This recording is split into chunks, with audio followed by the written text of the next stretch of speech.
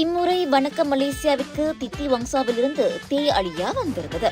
தேயிலை தூளும் பாலும் சீனியும் சரியான பதத்தில் இமையளவு பிசங்காமல் இஞ்சியின் சுவைமிகு தேநீர் இது.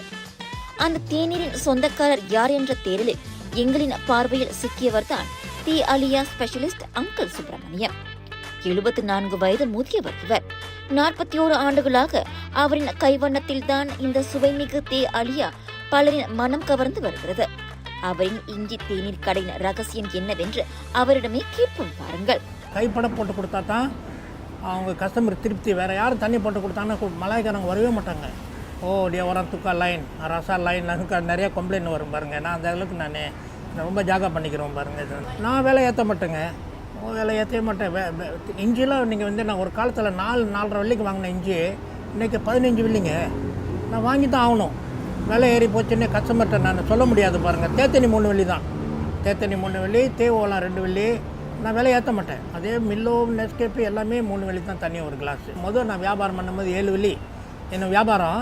மக்கள் நாள் 14 வெள்ளி. எங்கள் வீட்டுக்காரங்க சொல்லிட்டாங்க தூக்கி போட்டு வந்துடுங்க அப்படின்னு. ஆனால் என்ன நேரத்தில் என் மனசில் தோண்டிச்சோ ஒரு காலத்தில் இதாம்மா நம்மளுக்கு சாப்பாடு போடணும்னு எங்கள் வீட்டுக்காரங்கிட்ட சொல்லுவேன். இன்றைக்கி பாருங்கள் எத்தனை குடும்பத்தை காப்பாற்றுது. பெரிய விஷயம் பாருங்கள். எங்கள் வீட்டுக்காரவங்க சொல்லுவாங்க அதை சொல்லாதீங்க, எனக்கு ஏற்றுக்க முடியல. நான் வாங்குறது பெருசு இல்லை. இந்த கஸ்டமர் சொல்கிறாங்களே தண்ணி ரொம்ப நல்லா இருக்குண்ணே, ரொம்ப நல்லா இருக்குன்னு சொல்லும்போது சின்ன குழந்தைங்க முதற்கொண்டு அங்கிள் வெரி ரொம்ப தேத்தனி, ரொம்ப டீ நல்லா இருக்குன்னு அதான் எனக்கு ரொம்ப சந்தோஷம் பாருங்கள். காசு நம்மளுக்கு இந்த பாராட்டு நம்மளுக்கு கிடைக்கிறதா வாழ்க்கையில் நான் கொடுத்து வச்சுருக்கணும் பாருங்கள். சுப்பிரமணியத்தின் தேநீர் கடையின் சிறப்பே அலியா தான், அதாவது இஞ்சி. அவர் கடையின் தே அலியா குடிப்பதற்காகவே ஒவ்வொரு நாளும் அவரின் கடையில் கூட்டம் திரள்கிறது. எப்படித்தான் உங்களுக்கு இந்த தே அலியாவில் ஆர்வம் வந்தது என்ற கேள்விக்கு ஒரு தனி பின்னணி கதையை வணக்கம் மலேசியாவிடம் கூறுகிறார் இவர். பங்காட் கோசா பங்காரா அவர் நான் அங்கே வியாபாரம் என்கிட்ட ஒரு நாள் நைட்டு கேட்டார், தே அலியாடாக்கா. நான் சொன்னேன் இல்லை அப்படின்னு சொன்னேன். நாளைக்கு நான் வருவேன், எனக்கு நீ இஞ்சி தேத்தனி போட்டு வைக்கணும் அப்படின்னு. அப்போ அவரோட சார்ஜன் என்கிட்ட சொன்னார், இனி வரான் புசாமே வரான் பிசுடியா மாதிரி மிஸ்டிமோ பில்லியா அலியா அப்படின்னு. அதே மாதிரி எனக்கு இங்கே பற்றி தெரியாது பாருங்கள். அவர் தான் வழிகாட்டி, கடவுள் அவர் தான். இன்றைக்கி அவர் வந்தானா நான் கையெழுத்து கும்பிடணும். இன்றைக்கி நான் இந்த நிலைமைகளில் இருக்கிறேன்னா இதான் காரணம். இன்றைக்கி உங்களை பேர் என்ன தெரியுதுனாக்கா அவர் தான் மெயின் காரணம் பாருங்கள். ஸோ மக்கள் நாளில் இஞ்சி வாங்கிட்டு வந்து நான் போட்டு கொடுத்து வந்தாங்க. 8 மணிக்கு மேலே வந்தாங்க. கிட்ட ஒரு 6-7 பேர், சார்ஜன், டிரைவரு, பாடி கேட் எல்லாம். மக்கள் நாள் தண்ணி சாப்பிட்டுட்டு அவ்வளோ நல்லா இல்லை, நீ நாளைக்கு இன்னும் நல்லா செய்யணும். இதே மாதிரி ஒரு வாரம் வந்தார். ஒரு வாரம் வந்த பிற்பாடு அப்புறம் ஒரு நாள் சொல்லிட்டார், தண்ணி நல்லா இருக்கு, நாளைக்கு நான் எனக்கு கொஞ்சம் டேபிள் நாசில் மலான்னு எடுத்து வைக்கணும். அன்று முதல் இந்த சுவையுடன் ஆரோக்கியமும் நிறைந்திருக்கும் வகையில் தேநீர் மட்டுமல்லாது பல பானங்களையும் இஞ்சியுடன் சேர்த்து தயாரித்து வருவதாக கூறுகிறார் இவர்.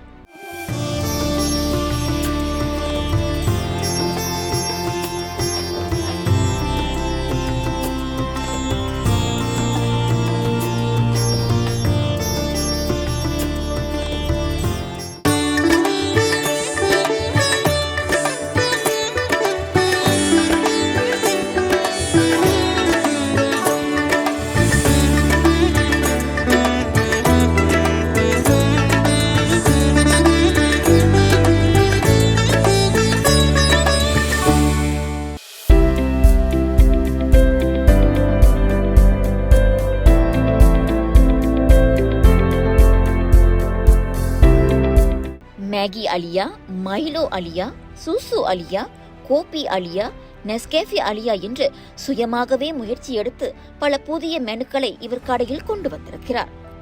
ஆமாம், நான் யோசனை பண்ணேன், ஏன் நம்ம இஞ்சி தண்ணி எடுத்து ஊற்றி மேகி அலியா போட்டு கொடுக்கக்கூடாதுன்னு.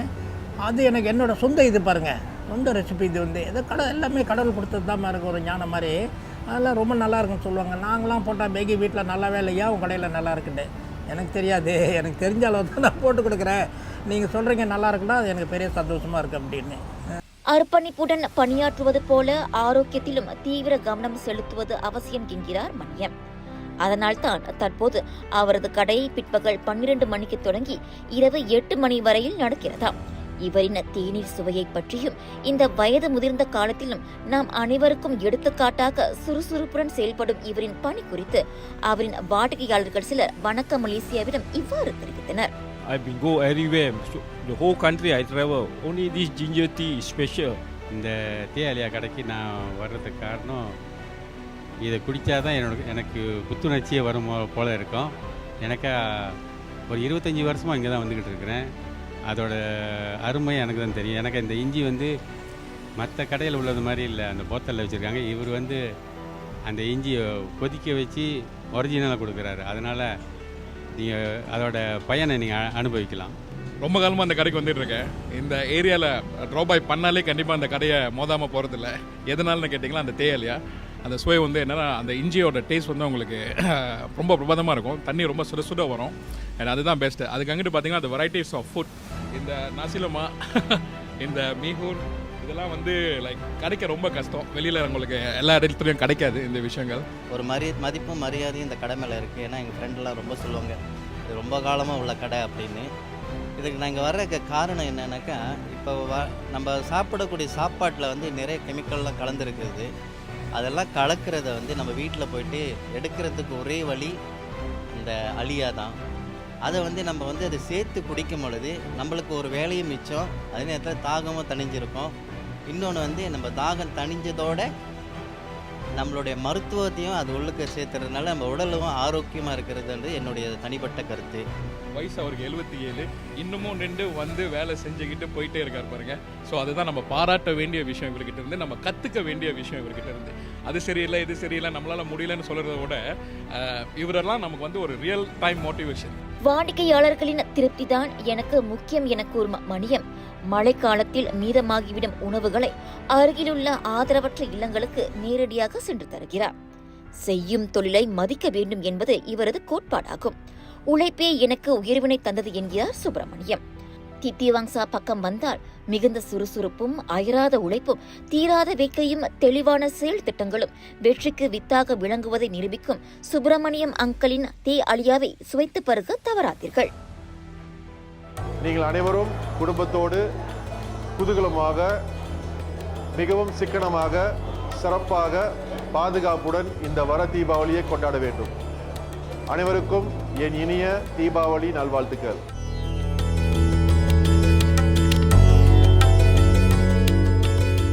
வருகிற தீபாவளி அன்பு குடும்பத்தோட பாதுகாப்பாக மகிழ்ச்சியாக கொண்டாடுங்க. என் இனிய தீபாவளி நல்வாழ்த்துக்கள்.